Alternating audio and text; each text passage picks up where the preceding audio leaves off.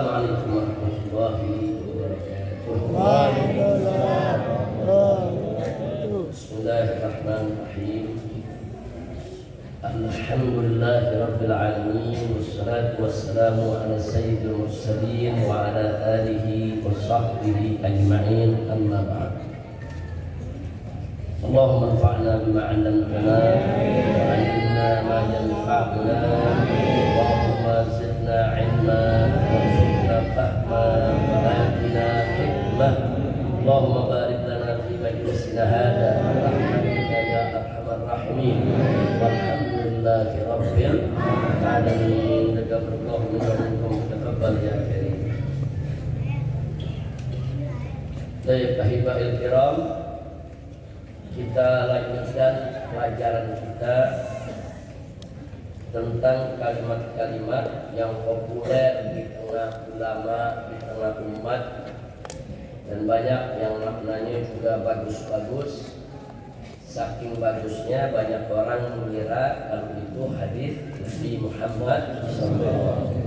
Padahal sebenarnya dia bukan hadis Nabi.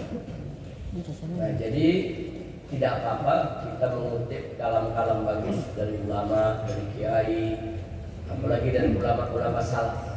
Tapi jangan menyebutnya sebagai hadis Nabi kalau bukan hadis Nabi. Nah, inti pelajaran kita yang kita pelajari selama ini adalah itu. Nah, kita sudah bahas ada 5 ungkapan-ungkapan yang bagus-bagus yang diucapkan oleh para sahabat Nabi, oleh tabi'in, oleh tabi'in, dan banyak digunakan oleh para ulama untuk berdakwah, mengajar, sehingga banyak orang mengira itu hadis Nabi. Nah, sekarang kita masuk pelajaran yang ke-6, goal yang ke-6, yaitu ucapan yang berasal dari Anas ibn Malik radhiyallahu ta'ala anhu.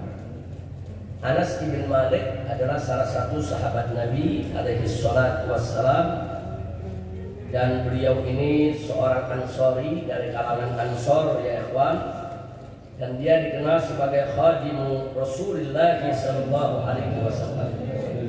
Dia ini adalah seorang pembantu setia Nabi. Jadi kemana Nabi pergi dia ikut. Kalau Nabi buka terompanya dia yang pegang terompanya. Kalau Nabi buka jubahnya dia yang pegang jubahnya Nabi. Kalau Nabi taruh pangkatnya dia yang rapikan pangkatnya Nabi. Jadi dia khadim dari Rasulullah. Jadi bukan sembarang khadim ini, bukan sembarang pembantu, tapi pembantunya Nabi kita Muhammad sallallahu alaihi wasallam. Sehingga karena begitu dekat dengan Nabi, bahkan beliau termasuk sahabat Nabi yang bisa masuk ke kamar Nabi, ke ruangan Nabi, ke rumah Nabi, ke dalam saudara, karena memang membantu segala keperluan Nabi. Sehingga beliau dikenal sebagai salah seorang sahabat yang banyak menyimpan rahasia Nabi kita Muhammad sallallahu alaihi wasallam. Nah, Anas bin Malik radhiyallahu anhu pernah mengatakan, al-mu'minu kayyisul faqih. Orang mukmin itu kayyis.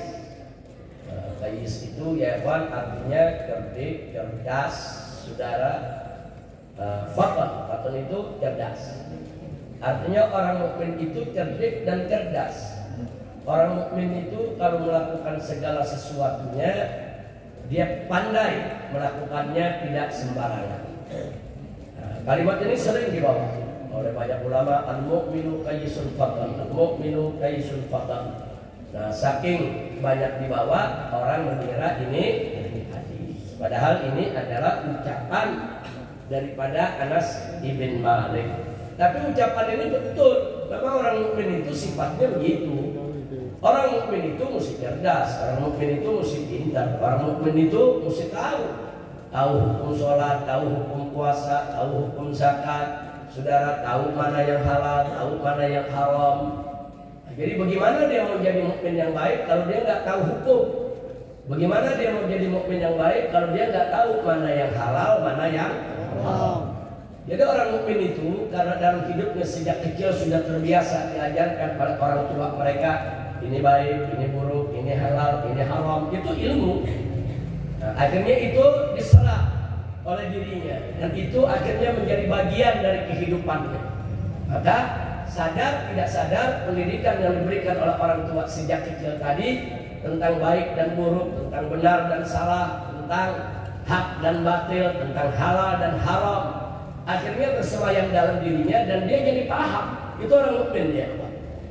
Nah, jadi orang mukmin itu pada dasarnya mereka itu adalah orang yang berilmu, orang yang pandai. Nah, bahkan bukan sekedar ilmu pandai, tapi juga cerdas. Insya Allah. Maka itu jadilah kita mukmin yang cerdas, mukmin yang pandai, mukmin yang pintar. Nah, walaupun kalimat yang disampaikan Anas ibn Malik tadi bukan hadis, tapi dalam hadis ada Nabi menyebutkan soal kayyis.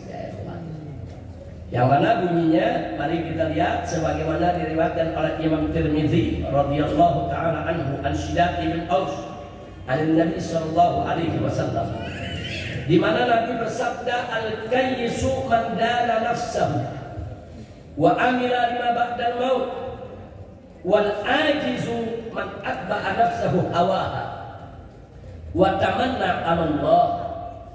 Kemudian Imam Tirmidzi mengatakan qala hadza haditsun hasan. Hadza haditsun hasan. Al-qiyasa husnul takdiril umur wa man hasaba nafsahu wa adanaha kana qayyisan wasta'adda biliqa'i rabbi.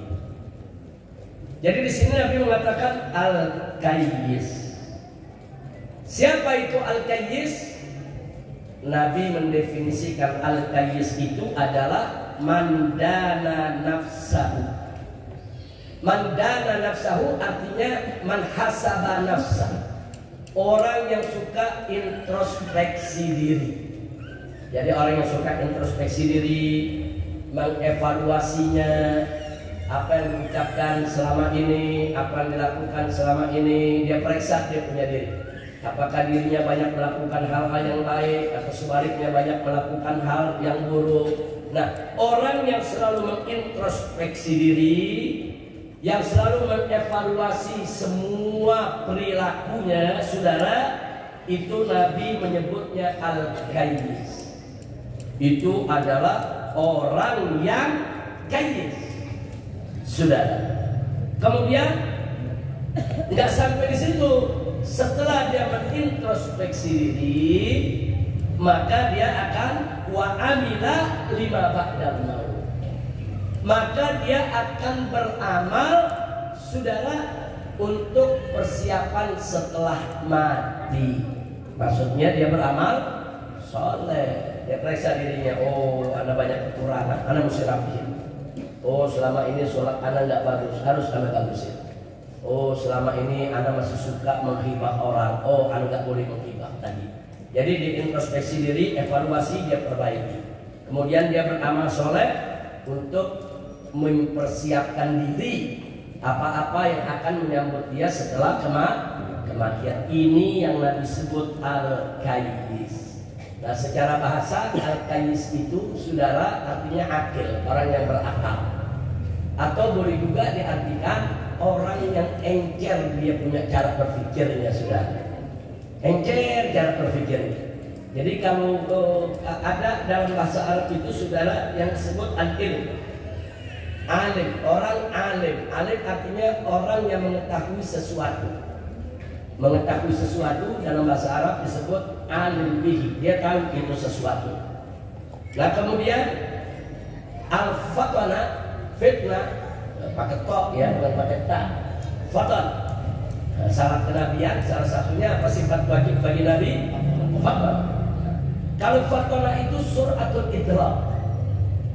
Cepat dia mengetahui sesuatu.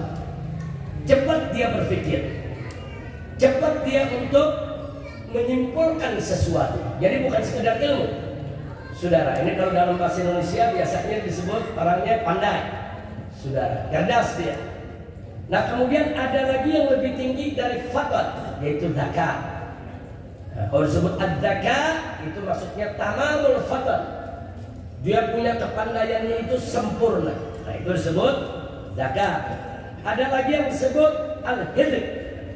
Al-hidik itu artinya orang yang mahir. Dia mahir, saudara, melakukan sesuatu, mahir, punya keterampilan untuk menjalankan sesuatu, itu disebut hidik, saudara. Nah, ada lagi orang yang kepintarannya, kecerdasannya luar biasa, itu disebut lafaz dalam bahasa Arab. Nah, al-qayyis yang tadi kita bicarakan itu bisa diartikan akil, berakal, atau diartikan suratul harakah fil umur. Dia itu orangnya sigap, cekatan di dalam melaksanakan sesuatu. Nah, jadi kembali kepada hadis tadi, al-qayyis bisa kita artikan orang yang berakal itu, orang yang cerdas itu, orang yang sigap di dalam membuat keputusan itu adalah mandana nafsahu, orang yang menintrospeksi dirinya sendiri. Wa amila lima ba'dal maut, dan dia beramal soleh untuk mempersiapkan diri tentang apa setelah kematian. Itu yang disebut qayyis. Berarti qayyis ini sifat mukmin.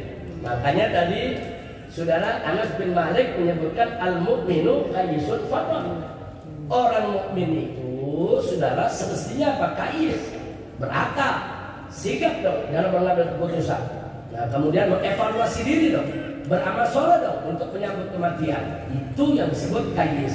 Pantas kalau Anas bin Malik mengatakan al-mu'min qayyis. Orang mukmin sudah sepatutnya seorang yang cerdas, pandai, evaluasi diri. Itu baru mukmin sejati, saudara. Kebalikannya, wal ajiz. Ajiz, orang yang lemah, payah ini orangnya. Orang yang payah itu yang bagaimana?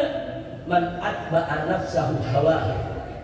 Orang, saudara, yang hawa, yang dia sengaja membuat hawa nafsunya yang membuat